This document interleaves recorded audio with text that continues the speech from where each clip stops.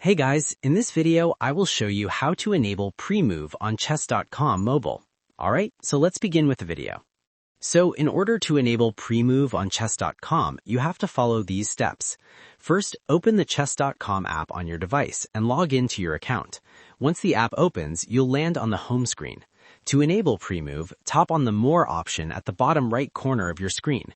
This will take you to the menu where you can see different options. From there, find and tap on Settings to open your account settings. Inside Settings, look for the Play option and tap on it to access gameplay-related settings. In the Play section, find and select Live Chess. This will open the live game settings where you'll see different gameplay options. Here you'll find the pre-move option, which is usually disabled by default. Tap on it to toggle it on and this will be enabled. Once it's turned on, you'll be able to make moves during your opponent's turn, helping you play faster games. And that's it. So that's basically how you can enable pre-move on chess.com mobile. So that's all for this video. See you in the next one. Thanks.